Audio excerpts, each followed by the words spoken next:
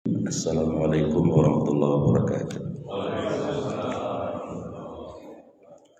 Alhamdulillahirabbil alamin. Wassalatu wassalamu ala asyrafil anbiya wal mursalin Sayyidina Muhammadin wa ala alihi wa ashabihi wa ansarihi wa junudi ajmain. Qala Allah ta'ala a'udzu billahi minasyaitonir rajim. Subhanaka la ilma lana illa ma 'allamtana innaka antal alimul hakim. وقال أيضا في آية أخرى ربي اشرح لي صدري ويسر لي أمري واحلل عقدة من لساني يفقهوا قولي وقال النبي صلى الله عليه وسلم من يريد الله به خيرا فيفقهه في الدين أو كما قال رسول الله صلى الله عليه وسلم. Todekayan dan pengurus Masjid Baitul Muttaqin yang Allah muliakan, jamaah salat subuh yang Allah cintai.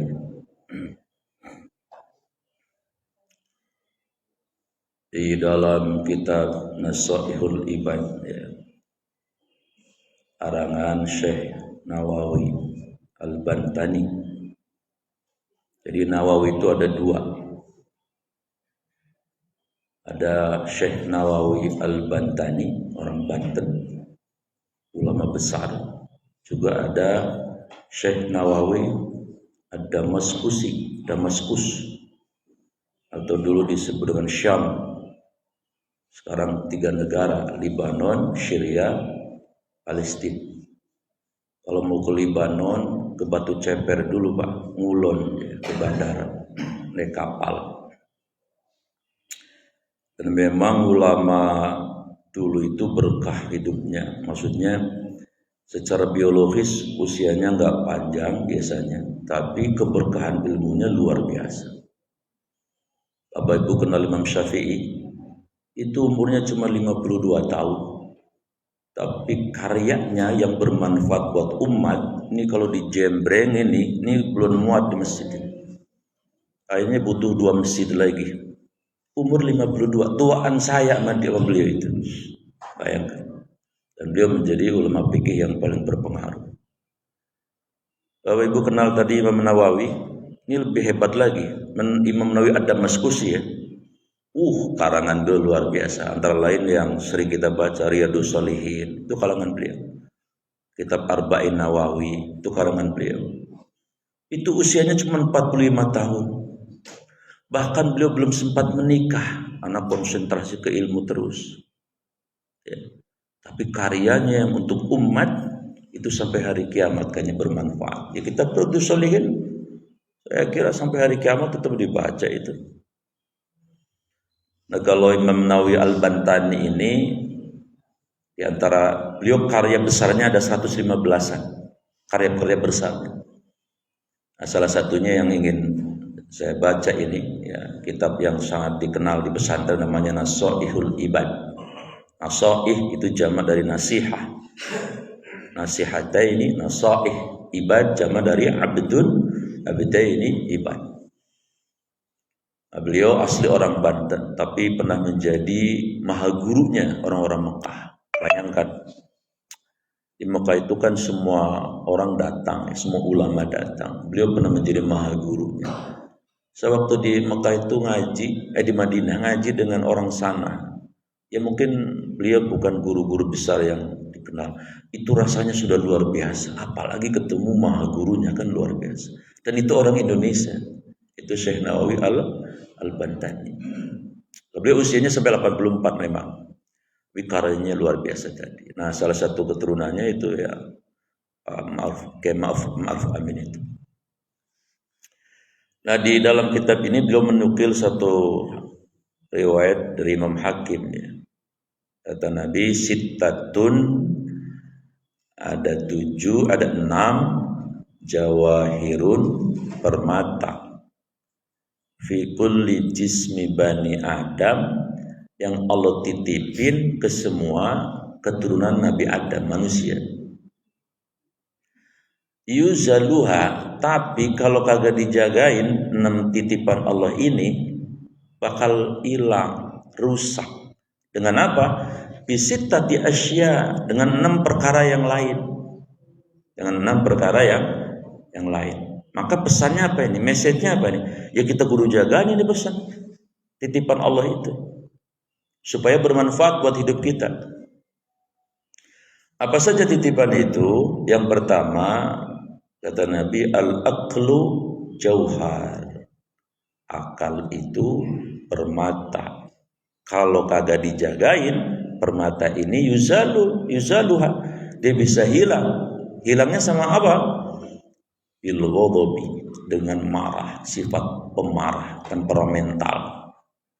Mari kita buktikan secara ilmiah apa benar akal itu bisa hilang sama yang namanya marah kalau tidak terkendali. Ini fakta sosial, kejadian nyata. Si Edi, ini bukan nama sebenarnya memang. Si Edi berhubungan sama si Tuti. Sebutannya namanya begitu dah ya, biar gampang ini, biar cepat selesai sarapan ini.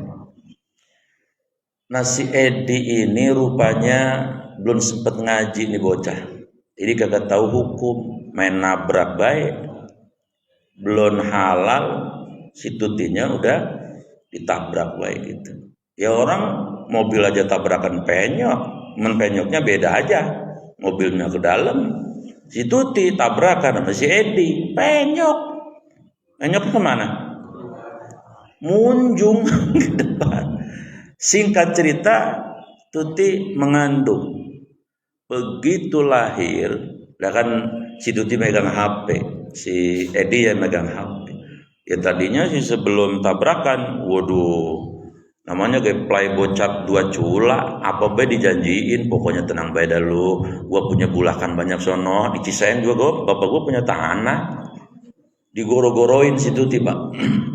Dia mau, namanya perempuan kan kelemahannya di kata-kata yang indah, janji-janji. Makanya perempuan banyak dibohong-bohongin tuh. Bapak-bapak juga suka bohong sama istri, jujur aja. Ya kan aku baik, saya juga kadang-kadang 2 amplop saya kasih amplop 1 doang. Namanya wanita. Nah, singkat cerita hamil, kemudian si Tuti ngelahirin. Begitu lahiran, ya lahirnya sih alhamdulillah di bidan. Si Tuti ngebel sama si Edi tadi. Ini kan belum halal ya, masih hubungan tidak halal. Kira-kira si Tuti ngomong gini, Bang Edi, katanya, ini anak lu udah lahir katanya. Begitu bilang anak lu, si Edi, anak gua lah. Ya kata si Tuti, anak lu lah, gua sama lu katanya. Namanya wanita yang marah dia. Kagak juga mau si Edi tanggung jawab. Singkat cerita si Edi gak mau tanggung jawab. Si Tuti marahnya luar biasa. Saking marahnya, dia ngelihat bayinya sedih, ngelihat si Edi tadi. Sewot banget sama si Edi. Saking marahnya, setan masuk. Marah itu terakumulasi. Dicekik bayinya, mati lagi. Nah ini, sebetulnya waktu nyekik si Tuti ada akalnya sih belum error, masih ada, masih sehat, belum gila, dia kan masih waras. Tapi lantaran tereduksi oleh marah kepada si Edi yang playboy tidak bertanggung jawab, dilampiaskan kepada anaknya tadi. Sehingga apa yang terjadi? Aduh, udah baru lahiran, kudu bayar, lah dia akhirnya dituntut sama aparat. Tuntutannya mungkin ya pembunuhan, ya bisa di atas 10 tahun. Apa itu maknanya? Akal kalah sama marah. Contoh kedua, kejadian nyata juga. Pacarnya diganggu. Dia anak orang kaya, pejabat, sarapannya roti. Memang kita lah gemblong sama ketuk. Nah begitu tahu itu yang namanya si pengganggunya, yang namanya anak orang kaya, anak pejabat, langsung diamprogin, disamperin, dianiaya pelakunya itu. Nganiayanya kagak tanggung-tanggung. Lah orang udah kayak kucing kurap, ditendang-tendang, udah kayak bola bekel. Iya makanya ini saya bilang kisah nyata ini. Singkat cerita, itu bocah yang sampai jengker kalau bahasa orang sono mah. Akhirnya apa yang terjadi? Iya, waktu melampiaskan marahnya, itu bocah si pemuda akalnya ada. Cuman akalnya kalah, tereduksi oleh marahnya tadi. Apa yang terjadi? Paling nganiayanya berapa menit, nggak nyampe 1 jam. Tuntutan hukumnya penganiayaan berat, bisa di atas 10 tahun juga. Anak orang kaya raya lagi marah tuh. Ngalahin akal sehat. Kejadian nyata lagi, bininya digangguin orang, sewot dia, respon marah sekali. Tapi karena dia aparatur negara, punya pangkat, punya pistol, dia punya anak buah yang nyuruh mengeksekusi si pengganggu bininya tadi. Tembak, ditembak si pelakunya yang dianggap pelaku tadi, mati. Sudah jangan disebutin. Bang Haji mah nyebutin baik lah, orang enak ini.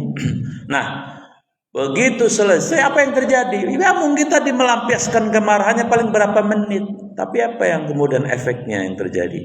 Ya kan dituntut lah, walaupun berliku-liku, akhirnya tuntutannya luar biasa, tuntutan mati. Ya kan gitu.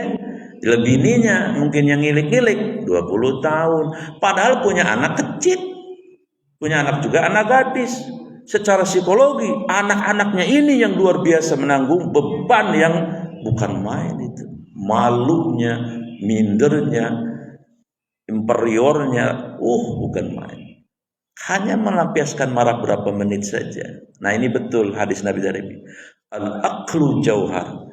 Akal itu permata titipan Allah. Jaga, jangan mau dirusak oleh marah yang cuma berapa menit. Makanya Nabi pesannya apa? La takbob, walakal jannah.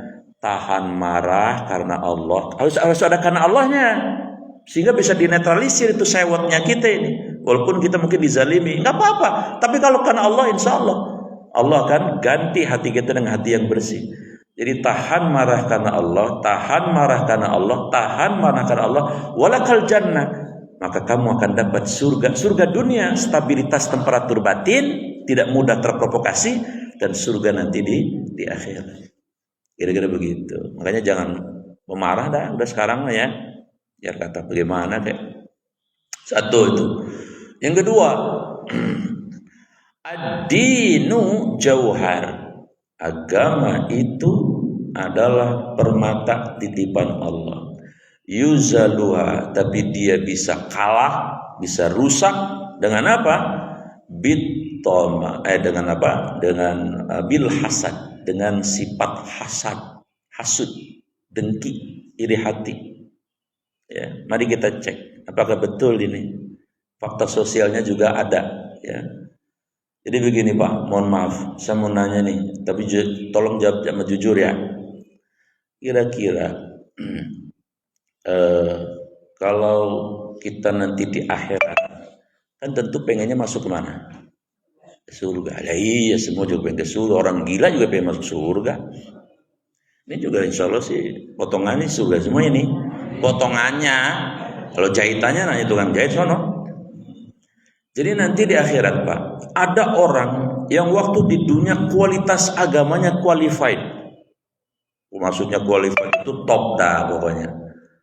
Sholatnya top, ngajinya top, umrohnya top, zikirnya top, baca Qur'annya top. Tapi begitu di akhirat rapotnya merah semua. Lah dia komplain sama Allah. Tuhan katanya, lah ngapa ini? Saya kan waktu di dunia orang yang rajin ibadahnya, kata Allah. Bener emang, ada catatannya nih. Kamu sholatnya luar biasa nih. Lah ngapa ini rapot saya jadi merah ini? Yang namanya juga manusia kan komplain aja itu. Kata Allah, begini hambaku, aku tahu betul kamu memang agamanya bagus waktu di dunia. Tapi kamu di hatimu ini ada buktinya, filenya ada, memelihara sifat hasud dengan sesama orang beriman. Tuh, nyesek dia. Oh iya juga saya dulu ya.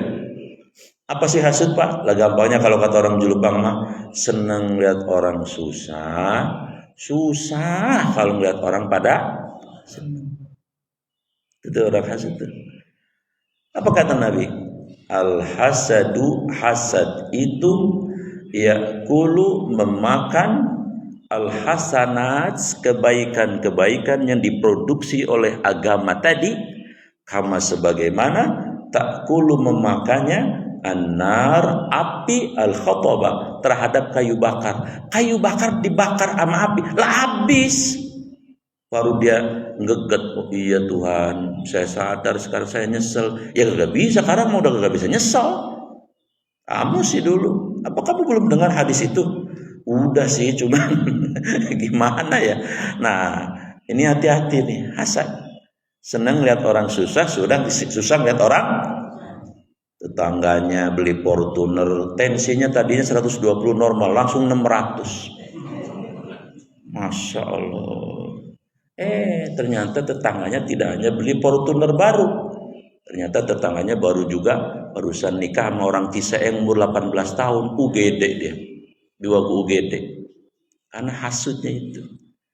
Begitu dia tahu tetangganya tidak hanya beli Fortuner, tidak hanya baru nikah lagi sama gadis 18 tahun, katanya juga baru beli tanah di Gunung Sidur 3000 meter, mati yang hasad.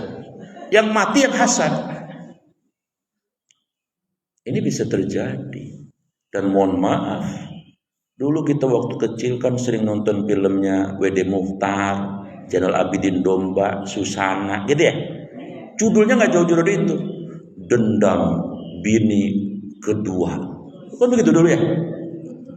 Nah, maksudnya apa ini? Ada hasud yang lembut. Kalau ketemu sih senyum sih. Tapi dia diam-diam berkolaborasi sama Ki Jambrong. Orderan Ki Jambrong mau sakit separoh apa sakit semuanya, mau sakit pelan-pelan apa mati seketika. Hasud bisa begitu, Pak. Walaupun rumahnya depan rumah, walaupun restorannya tetanggaan, kalau ketemu biasa aja, senyum salam. Tapi hasud itu tidak bisa itu ditutupi dengan salam. Kejadian itu banyak. Ya, dagang berdua, yang ini laris, yang ini, wah udah main belakang, main dukun, hasud. Itu dosanya malah double. Udah dosa hasudnya aja udah parah, nanti di akhirat dosa syiriknya juga. Innallaha la yaghfiru ayyushraka bihi wa yaghfiru ma duna dzalika liman yasha. An-Nisa 49. Kagak diampunin tuh gara-gara syirik. Ini kok pada ngeliatin saya? Emang apa? Emang saya syirik? Kagak. Makanya hati-hati nih. Mohon maaf yang udah para rajin ibadahnya top, subhanallah, bersyukur kepada Allah. Itu hidayah Allah. Tapi jaga jangan sampai rapot kita merah. Karena hasud itu bisa mereduksi, bisa menghilangkan, bisa merusak, bisa menghabuk, bisa membakar kebaikan-kebaikan. Caranya bagaimana Ustadz supaya hasud ini hilang? Gampang. Kalau ngikutin Quran mah baca surat 321 ayat 35 itu. Kullu, setiap nafsin yang Allah kasih nyawa, dha'iqatul maut, wajib hukumnya merasakan lepasnya ruh dari jasadnya. Apa kata Allah? Wa nabluukum bisyarri wal khairi fitnatan wa ilaina turja'un.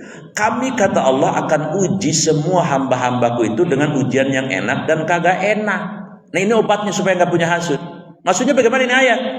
Semua yang namanya kelebihan, entah itu tahta, entah itu harta, jabatan, kecantikan, ketampanan, kekayaan, ilmu, itu cuman ujian, kata Allah di sini. Lah ujian kok iri? Emang Bapak mau iri sama orang yang lagi ujian? Lah udah amat saya mah. Ini obatnya nih. Oh, Allah lagi nguji kok. Maaf, di sini yang paling kaya mana? Gaji yang paling kaya di sini Mas siapa? Yang paling kaya. Kan kelihatan orang kaya mah. Duduknya aja kelihatan orang kaya mah. Tongkrongannya. Ya, orang rendah hati semua nih mah di sini. Anggap aja di sini ada si Udin, orang paling kaya. Si Udin lagi diuji. Sebetulnya mohon maaf, orang kaya itu bukan karena kerja keras. Lah, kata siapa? Orang kerja keras pagi siang malam juga belum tentu kaya. Nia Ramadhani nggak pernah kerja keras, jadi menantunya Abu Rizal Bakri kaya raya. Tasnya aja ratusan juta. Bukan hanya kerja keras, itu ujian Allah kayak itu, Pak. Ya, ujian Allah. Ada yang punya jabatan di sini? Mana pejabat ada nggak? Mukanya kelihatan pejabat mah. Mana Pak? Kalau itu saya kenal. Jabatan tuh ujian. Kalau yang ngerti, kalau yang kagak ngerti mah ya balaka ciprut dah, dianggapnya kesempatan. Ujian Pak. Itulah mengapa Umar bin Abdul Aziz tuh lah anaknya cuman ngobrol sebentar pakai lampu ceplik, ditiup sama beliau, matiin, itu uang negara. Kalau orang sekarang istana aja bisa buat konsolidasi, dikapitalisasi untuk election ke depan. Itu kan pemimpin balaka ciprut namanya. Nggak ngerti, enaknya sebentar, tapi bakal nyesalnya luar biasa di akhirat pemimpin yang model kayak gitu. Jadi jabatan itu ujian, ngapain kita iri? Ya biasa-biasa aja lah. Nanti lagi diuji. Mendingan kita. Makanya saya dulu waktu jadi RT, udah sekali aja dah. Gak mau saya RT. Jangan kata benernya, jangan kata salahnya, bener aja disalahin mulu RT mah. Ya kan Pak? Ini yang pernah jadi RT kan gitu. Udah sekali baik dah.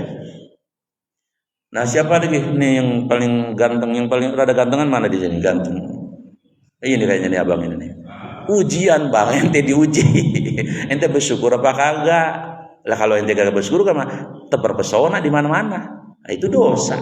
Mendingan yang jelek kayak saya, nggak pernah terpesona. Mending sama nenek-nenek, sama mama yang muda kagak laku. Begitu. Mana ibu yang paling cakep? Mana? Bu, yang paling cakep mana? Oh, cakep semua. Ya udah dah, ibu yang cakep semua di sini. Ujian Bu, lagi diuji bentar. Paling juga wates 50 tahun ke sono mah ya.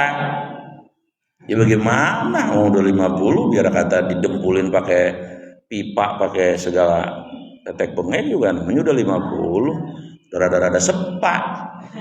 Emang iya maksudnya udah beda maksudnya. Nah, ujian cantik itu ujian. Katanya saya di Jelupang dipanggil Ustad. Iya, saya dititipin Allah ilmu dikit. Lah kadang-kadang juga saya gagal lulus jujur. Apa buktinya Ustad gagal lulus?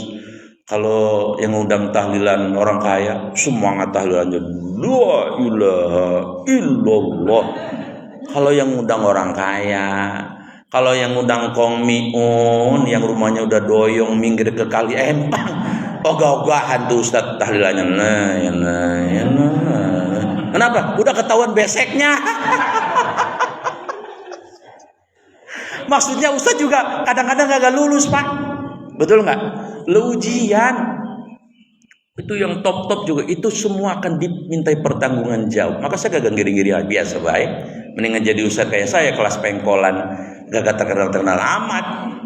Capek banget ada jadi Ustaz terkenal itu. Saya pernah ngobrol itu.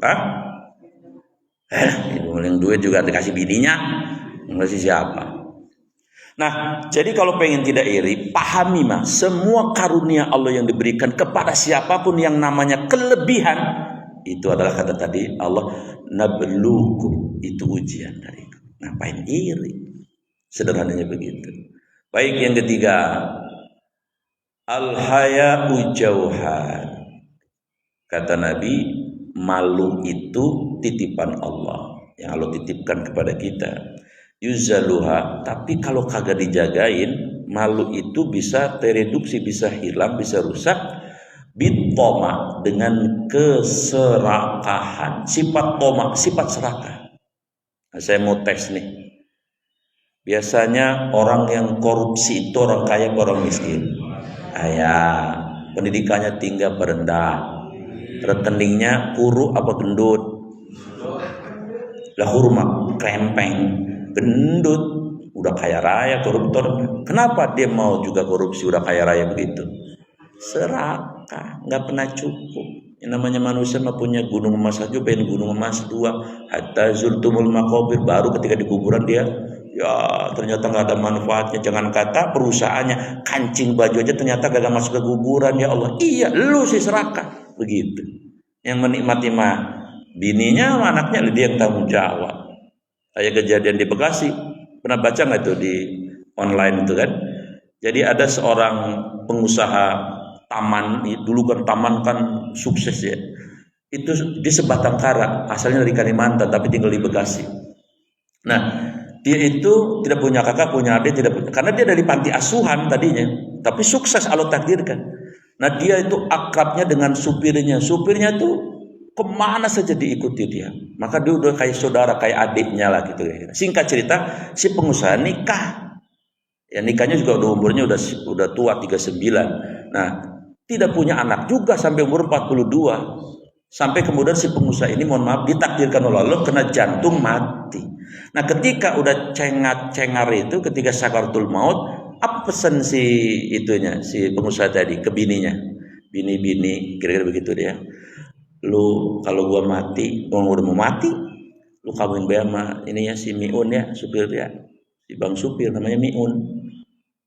Terus juga dia ternyata sudah daftar haji. Hajinya plus lagi. Nah itu si Miun gantiin gua haji juga. Jadi lu kawin sama dia. Ntar ini perusahaan buat si Miun aja. Karena sudah saking luar biasanya itu. Singkat cerita matilah si pengusaha ini. Si Miun ketiban puluk. Mana disuruh kawin. Mana bininya cakep. Lah ada bininya pengusaha. Masih muda lah cakep pak. Hartanya juga disuruh diserahkan ke dia. Dia sebatang kara. Yang kedua dia pergi haji. Mau pemain begitu Bapak Pak? Ya jadi supir kayak si Miun.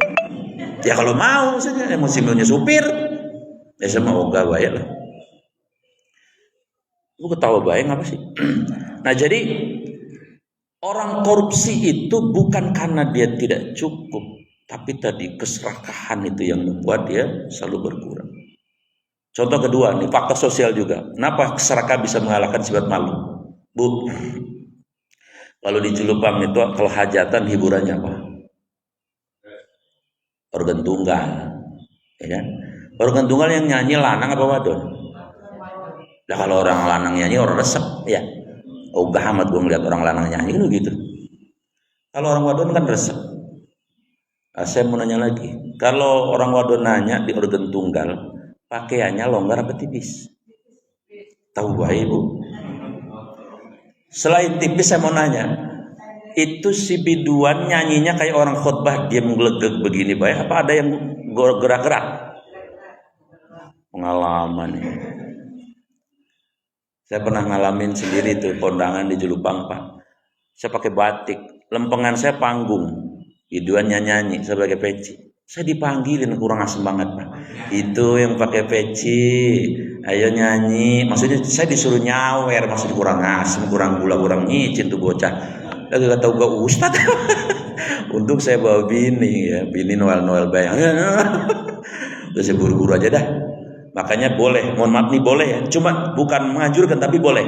Kalau kita kondangan diundang, hiburannya udah jelas organ tunggal, kita boleh nggak datang. Doain saya dari jauh aja. Kenapa? Tidak boleh bercampur kebaikan dengan kemaksiatan. Kira-kira seperti itu. Nah, orang perempuan tadi yang nyanyi tadi di organ tunggal, kalau diajak ngobrol secara personal, saya yakin umpamanya nanya begini, Pok ya. Empok itu ngigel-ngigel begitu, itu kira-kira malu apa kagak sih ya? Kan dilihatin laki-laki orang lanang begitu banyak. Saya yakin perempuan mah sifat malunya tinggi. Lah sebetulnya saya malu Ustaz. Lah ngapa ngigel bayi itu? Cuan. Gue nyari cuan. Oh. Dikiranya rezeki itu hanya dari situ. Dia belum paham. Malu udah dipahamkan. Jadi nyari duit kan namanya serakah tadi. Tapi kan Allah tidak ridho. Bapak Ibu jangan terpesona artis dangdut top yang punya brand merek, yang ngecor, yang ngebor, yang gergaji. Ada di Jelupang yang opak rengginang kali, yang opak rengginangan istilahnya. Itu jangan kagum dengan yang kayak gitu. Wah itu pertanggungan jawabnya berat nanti di akhirat tuh wanita kayak gitu. Kalau sekali goyang ada 1 juta laki-laki nonton dan kemudian terpantik hawa nafsunya, dosanya 1 juta laki-laki itu nanti. Maka saya pesan banget Bu, kalau ada anak cucu perempuan cita-citanya pengen jadi kayak misalnya mohon maaf goyang ngebor itu yang dari Pasuruan, jangan. Mending jadi apa dah kira-kira begitu ya. Karena berat nanti di akhirat nanti. Nah, jadi kenapa si perempuan tadi mau joget? Karena tadi keserakahannya. Dia anggap bahwa rezeki itu hanya dari situ pintunya. Padahal Allah itu maha kaya dan maha luas. Jadi yang namanya malu itu permata, tapi dia bisa hilang oleh keserakahan. Yang keempat, Al-amalu soleh jauhar. Amal soleh itu permata. Yuzaluha, tapi dia bisa hilang dengan apa? Bil kibri. Apa kibri? Kibrun, baturul haq, baghdun nas. Menolak kebenaran yang datang dari Allah dan merendahkan orang lain, sombong. Ya. Apa kata Nabi? La yadkhulu al-jannata, Allah tidak mau memasukkan seorang hamba ke dalam surganya. Man, siapa orang, karena adalah orang itu fi qalbi, dalam hatinya misqala dzarrah, ada sebiji, ya, kuman, sebiji virus minal kibr, dari kesombongan. Oh, ternyata itu bisa menghilangkan, mereduksi amal soleh kita yang kita capek-capek di dunia ini, sifat sombong. Makanya kata Imam Hasan al-Basri, obat supaya kita terhindar dari sifat sombong sederhana. Ini teori Imam Hasan al-Basri luar biasa. Apa kata beliau? In kunta takhruj min baitika la tashkur min ghairika ahsan minhum. Jadi kalau pengen kita nggak tinggi hati, begitu kita keluar rumah, kan kita tiap hari keluar rumah, maka kamu jangan merasa lebih baik dengan siapapun yang kamu temui itu. Itu insya Allah kita jangan rendah hati. Ya, begitu keluar rumah ketemu sama orang gila, jangan merasa lebih baik. Ya Allah, itu hambamu memang sekarang masih gila, tapi apa susahnya kau sembuhkan dia? Lalu kemudian dia menjadi orang yang soleh atau menjadi seorang mujahid. Apalah saya ini, kira-kira begitu. Ketemu dengan orang yang udah tua, udah bohong, ya Allah, dia udah tua, pasti dia ibadahnya lebih baik dari saya. Ketemu keluar rumah, lihat orang yang masih remaja, ya Allah, dia masih remaja, pasti dia dosa-dosanya lebih sedikit dari saya. Bahkan mohon maaf, ketemu orang kafir misalnya keluar rumah, dia orang kafir, ya Allah, apa susahnya engkau beri hidayah? Bukankah Irina Handono, Felix Shaw, Kokolim, siapa Dennis itu menjadi kontributor agama yang luar biasa? Apalah saya ini? Intinya ketemu dengan siapapun jangan merasa, bahkan ketemu dengan kambing, ya Allah, dia kambing, dia tidak akan disiksa olehmu sedikit pun. Tapi saya, kira-kira begitu dah. Tapi kalau kebalikannya, ketemu orang tua misalnya, ya udah bongkok, tua kejemur, model la ilaha illallah.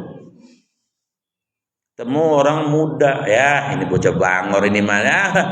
Bahkan ketemu emaknya dari pasar. Emaknya nanya, Tong, lu kira-kira ngeliat emak bagaimana di akhirat nanti? Menurut lu bagaimana? Apa kata nih bocah songong? Lah, potongan mama pojokan neraka dan dia bocahnya songong bener, udah songong sombong lagi. Jadi ketemu dengan siapapun jangan merasa lebih baik, itu obatnya. Yang kelima, dua lagi ya. Yang kelima,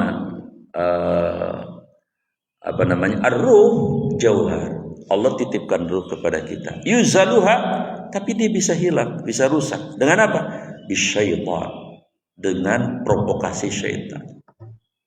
Apalagi syaitan punya 6 senjata untuk menyesatkan kita semua agar jadi teman-temannya dia di neraka. Apa namanya? Fasilitas setan apa yang Allah berikan untuk menggoda kita? 1, Al-A'raf 17, summa la'atiyanahum min baini aydihim wa min khalfihim wa an aymanihim wa an syama'ilihim. Dia nyerang kita, diperbolehkan oleh Allah nyerang kita dari 4 arah. Depan, belakang, samping kanan, samping kiri. Allah izinin tuh nyerang kita. Ya, kalau menurut beberapa ulama, dari depan tuh dosa-dosa besar. Jadi setan memprovokasi kita supaya melakukan dosa-dosa besar, zina, sihir, riba, membunuh. Kalau gagal dari belakang, dosa-dosa kecil. Kata setan, biarin dah, lu gak ngerjain dosa besar, yang penting dosa-dosa kecil tapi istiqomah. Oh, dosa kecil istiqomah. Ini nggak jadi, nggak bisa juga diserang dari sini, dari samping kiri. Bagaimana dari samping kiri? Dari samping kiri itu adalah mengerjakan sesuatu yang sama sekali tidak ada dasarnya dalam syariah. Jadi namanya bid'ah itu bukan tidak dikerjakan Rasul. Kalau yang tidak dikerjakan Rasul banyak oleh sahabat, tapi Rasul mentakrir. Yang namanya Bilal bin Rabah itu kalau habis wudu sholat 2 rakaat, Nabi nggak pernah ngajain. Malah Nabi dengar sendal terompahnya di surga waktu Isra Mi'raj. Nah Nabi nanya, Lal, ente kok di surga udah kedengaran sendalnya, kamu ngelakuin apa? Oh saya kalau habis wudu saya sholat syukur 2 rakaat. Oh barakallahu lak. Nabi gak pernah ngerjain. Itu bukan bid'ah. Tidak. Jadi bid'ah itu bukan Nabi tidak ngerjain. Abu Hurairah kalau mau tidur baca ayat kursi, baca Al-Baqarah ayat akhir, Nabi gak ngerjain. Tapi ketika ditanya, Nabi mengatakan barakallahu lak, mentakrir namanya. Ya namanya bid'ah itu tidak ada dalam syariah. Dalam syariat gak ketemu dah misalnya gitu. Ya contoh yang paling gampang, doa imam. Kan ada yang bilang bid'ah. Kata siapa? Ada hadisnya, ada kok sahih. Ketika ada orang beriman berdoa salah satu, maka yang lain mengaminkan. Itu kan umum hadisnya, boleh setelah sholat, boleh. Apalagi doanya Allahumma ighfir lil mu'minina wal mu'minat. Coba semua orang beriman di dunia didoain sama dia. Termasuk engkong kita, nenek-nenek kita udah mati didoain. Apa kita nggak mau? Tinggal bilang amin, amin gitu ya. Kok boleh? Ente ngajinya belum hatam, kira-kira begitu. Orang yang suka begitu biasanya belum hatam udah menjas, ya hanya begitu, dari ribet urusan. Nah jadi jamaah yang dimuliakan Allah, bahwa tidak semua yang dikerjakan, yang tidak dikerjakan oleh Nabi itu adalah merupakan bid'ah. Nah jadi setan itu adalah tadi dia nyerang kita dari samping. Nah samping kanan tidak bisa, samping kiri. Bagaimana samping kiri itu? Setelah mengerjakan ibadah kita jadi ujub. Setan memprovokasi supaya kita, nah itu setan luar biasanya di situ Pak. Depan, belakang, kanan, kiri. Kalau nggak kuat-kuat amat tepar kita. Setan itu. Yang kedua fasilitas setan apa? Lihat Al-Arab 27-nya. Innahu huwa wa qabilhu, ya. Innahu yarakum min haitsu la taranahum. Huwa wa qabilhu tarahum min haitsu la taranahum. Jadi setan tuh melihat kita. Kita nggak ngelihat setan. Itu diizinin sama Allah memang yang merancang. Bayangkan udah dia nyerang dari 4 arah, dia ngelihat kita. Makanya mohon maaf nih, jangan kata lagi di kegelapan, terang benderang begini nih setan ada nyerang kita nih. Lagi ngaji aja kita diserang kok. Makanya yang suka nyender kalau lagi ngaji, lenggut, ngantuk, tidur, hati-hati itu. Ini bukan ngomongin orang sini, orang Argentina. Itu juga kalau ada. Ngaji sih nyender mulu, kalau main WA cengar. Nah itu hati-hati itu. Berarti dalam pengasuhan hadirin saya muliakan. Jadi setan begitu. Dia tahu kita. Bahkan ketika kita sedang di kamar berdua dengan istri kita, setan tahu. Makanya kita disuruh berdoa sebelum bergaul dengan istri. Yang ketiga, fasilitas setan itu apa? Yang ketiga, setan itu bisa masuk ke tubuh kita, kita kagak bisa masuk ke tubuh dia. Udah dia ngelihat kita, kemudian dia bisa masuk. Makanya kan kita diajarkan ada pada dalam Islam itu ya. Kalau ango bagaimana? Ini setan masuk. Makan juga kudu pakai doa. Nah, setan bisa masuk. Kalau masuk dia repot, dia ngendon di organ vital kita, dia gak mau diusir, udah diruqyah aja gak mau. Masuk lagi. Nah, kalau demen sama kita. Tapi pasti orang yang selalu ada relasi dengan Allah, setan kagak betah. Yang keempat, setan itu punya kelebihan apa? Dia bisa berubah bentuk, kita kagak bisa berubah bentuk. Ibu melihat malam-malam anak kecil kepalanya gundul, bisa terbang, tuyul. Jalan-jalan ke pantai Serandil, Cilacap, ada perempuan cantik luar biasa. Itu Nyi Roro Kidul, padahal itu setan. Ketemu perempuan lagi ayun-ayunan di pohon capi, dadanya bolong, kuntilanak, itu setan. Ya, cuman mereknya dimerek-merekin sama produsen film, jadi laris dah. Ada suster ngesot, ada tuyul Mbak Iyul, ya semuanya setan juga. Dia bisa berubah bentuk, jadi ular bisa, jadi apa kita kagak bisa. Yang kelima, fasilitas setan itu apa? Dia tuh kerjaannya cuma satu, wala ughwiyannahum ajmain illa ibadaka minhumul mukhlasin. Dia kerjaannya di dunia cuma satu, bayangin. Bagaimana menyesatkan kita supaya kita jadi teman-teman dia di neraka. Itu kerjaannya 24 jam. Lah kita kan kerjaannya banyak manusia itu. Habis ini, wah, dia satu doang. Dan yang keenam kelebihan dia apa? Dia itu di samping profesional juga senior. Ini lahirnya duluan sama manusia. Orang iblisnya duluan, ya. Adam kan belakangan. Yang namanya orang senior tentu lebih berpengalaman. Ya, makanya hari ini saya muliakan, ruh itu harus dijaga, ya. Protect dia dengan hubungan kita dengan Allah dengan baik, karena dia akan diserang sama setan. Terakhir, an-nafs jauhar. Sebetulnya diri kita ini, tubuh kita ini adalah titipan Allah. Yuzaluha, tapi ini kalau tidak dijaga akan bisa dikalahkan dengan bil hawa, dengan keinginan-keinginan yang tidak diridhoi Allah. Maka di surat Yusuf ayat 53, inna nafsala ammaratun bisu. Kalau tidak dijaga ini, keinginan kita pasti yang enggak, yang tidak diridhoi oleh Allah Subhanahu wa taala. Misalnya udah jadi RT 2 kali, pengen jadi bukan RT lagi, itu 3 kalinya. Mentang-mentang bisa bikin jembatan di RT-nya bagus, padahal duitnya ngutang sama kongdulo. Itu mah orang kalau sekolah juga bisa, udah cuma bangun-bangun doang mah. RT ini ya, tahu akhirnya gak jadi. Aturan di RW-nya bilang 2 kali aja, ya sudah, dia menurut akhirnya. Alhamdulillah tuh. Itu namanya apa? Keinginan terus. Nah, maka harus disadari bahwa itu adalah serangan dari hawa nafsu kita. Maka ketika kita jaga diri kita ini dari keinginan-keinginan yang tidak diridhoi oleh Allah, insya Allah kita bakal selamat. Kira-kira begitu. Baik, inilah 6 hal yang merupakan permata yang semestinya kita jagain. Mudah-mudahan kita bisa jaga semua ya. Insya Allah. Amin ya rabbal alamin. Baik, sebelum doa mungkin ada yang mau nambahin atau ada pertanyaan 1-2 silakan bebas. Kalau ada. Silakan Bapak Ibu kalau masih ada yang ditanyakan.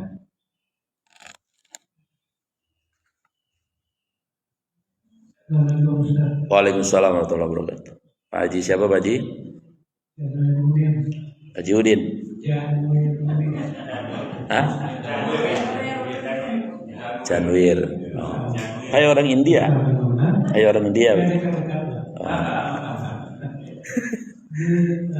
Luar biasa apa yang Ustaz sampaikan. Hal yang betul-betul menjadi apa namanya itu tantangan buat kita untuk bisa menurut gerakan baik. Ini apa Ustaz? Kiatnya supaya ke-6 hal ini bisa kita lawan dan kita bisa selamat. Ya. Waalaikumsalam warahmatullahi wabarakatuh. Sebelum tadi 6 hal sudah ada penawarannya 6 yang lain. Tapi kalau dibalut dengan yang satu ini, insya Allah kuat. Ya. Surat 15 ayat 39-40 itu. Tadi yang saya bacakan. Wala ughwiyannahum ajmain illa ibadaka minhumul mukhlasin. Setan baik dari manusia maupun jin itu akan menjerat kita, menyeret kita untuk keluar dari fitrah keimanan supaya menjadi teman-teman setan. Illa kecuali ibadaka minhumul mukhlasin, kecuali orang-orang yang punya keikhlasan. Itu tidak bisa ditembus oleh kehebatan iblis dan setan. Nah, setan itu kan ada 2, setan manusia, setan jin itu kan. Maka kalau kita punya defense, punya senjata ini, insyaallah peluang selamatnya besar gitu, kira-kira begitu Pak Haji. Yaitu ikhlas. Ikhlas itu sederhananya gimana sih? Ya sederhananya surat Al-An'am 162. Inna sholati, sesungguhnya sholat saya, wa nusuki, ibadah saya. Ibadah itu juga pengertiannya luas. Semua aktivitas kita dari bangun tidur sampai tidur yang diniatkan untuk Allah. Hidup saya, mati saya hanya untuk Engkau ya Allah. Orang yang kayak gini, setan kagak bisa masuk. Dia nyerah. Dia ngomong sendiri sama Allah, saya nyerah sama orang begini. Begitu Pak Haji, sederhananya. Mudah-mudahan kita bisa dah begitu ya.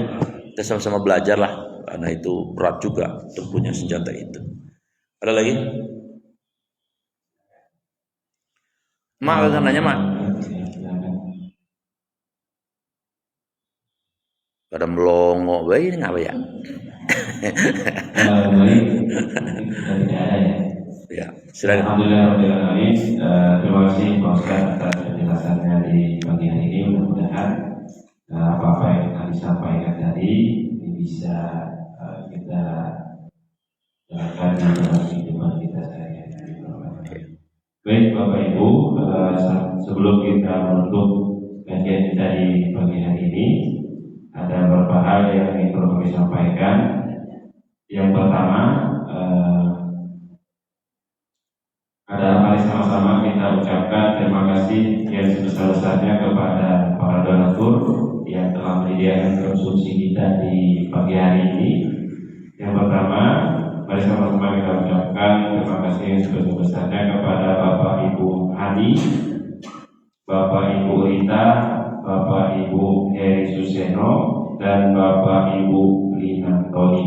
Mudah-mudahan para donatur yang telah menyediakan konsumsi, Allah berikan rezeki yang berlipat-lipat kembali dan diberikan keberkahan di dalam rezekinya. Amin.